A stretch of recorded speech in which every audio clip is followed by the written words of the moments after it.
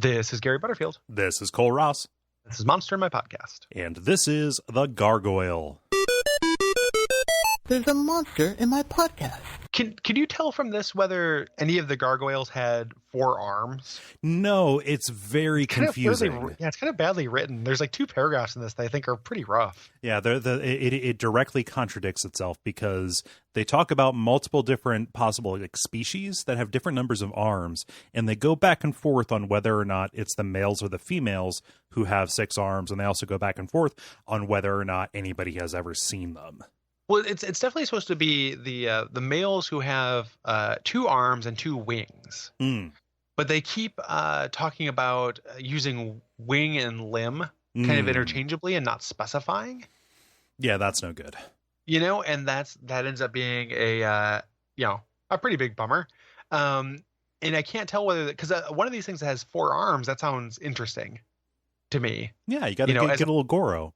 Yeah, like what, and they look a little bit like Goro, And why does it matter that much if somebody has seen one of the female ones of these? I don't know.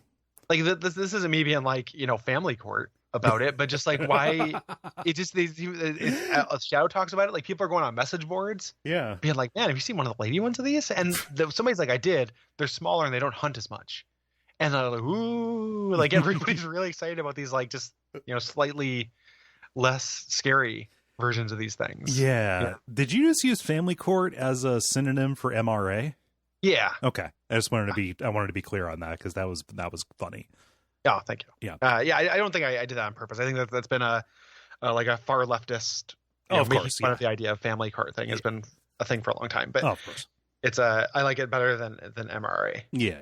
I just wanted to be clear that I actually understood what you were talking about. Because every once in a while, I think I accidentally say MRE and then I get hungry. Get hungry for some paste.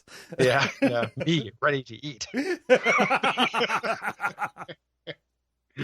Oh my God! Somebody dressing up as an MRE for like sexual cosplay purposes.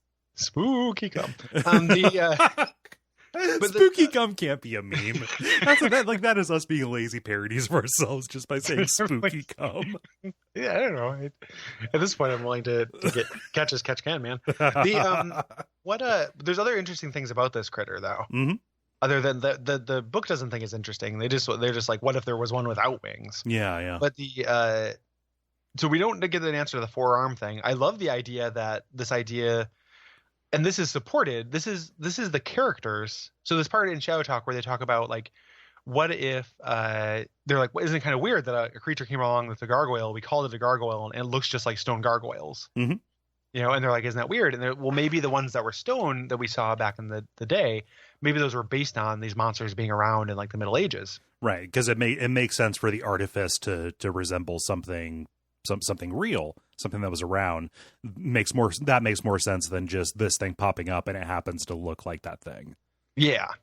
And this is the characters in the setting being aware of the setting, because Shadowrun, like all the FASA RPGs, took place in kind of this weird extended world where there were different ages.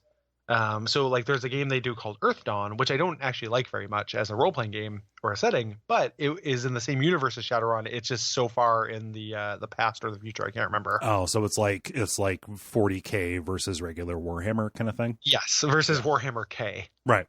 So it's like that. It's more of a Warhammer 2K1. Yeah, Warhammer Y2K. That is their medieval, closer to a traditional. I mean, it's not traditional, but it's closer to a traditional fantasy setting. Right. There's no technology and stuff, and it has a lot of the same monsters and stuff, and uses a lot of the same mechanics. Oh, okay. And it's so it's the same world, just world apart, as the weird thing FASA is doing. So this implies that cyclical nature. Yeah, well, it's the characters picking up on it. Well, it also implies because these things calcify when they die. They all one of these people, Doc, actually asked, so is it possible that these gargoyles that we see in different places are actually dead? Yes. Dead these creatures, but dead. That's super cool. Yeah. How good is that? Mm-hmm. I very good. Yeah, and then also we get somebody subtweeting Deb. Yeah, you did. This is when I was looking through this, I was like, oh, there was definitely gonna be some Deb here, and then there's not Deb, but there's a lot of characters standing around going like, boy, if Deb was here, she'd really be an idiot. Can you imagine like the guy who wrote this just like having like a coworker or something named Deborah they didn't like? That sucks. Yeah, I mean, it definitely sucks, but it just feels like somebody's got it out for like, not just this, there's not just that weird Dennis Millerization of this, of like, what's the deal with these animal rights activists, but there's also just, maybe that name is a point of contention. Yeah, he's really just sticking it to somebody. Probably somebody who spurned him in high school. Oh, yeah. Yeah, I mean, just to take it full circle family court. Yeah. That sounds like a basketball variant. You play with your whole, like, you need 2.5 kids to play, and then you dunk the Maggie, so to speak. Brought to you by our backers at patreon.com/Duckfeed.tv.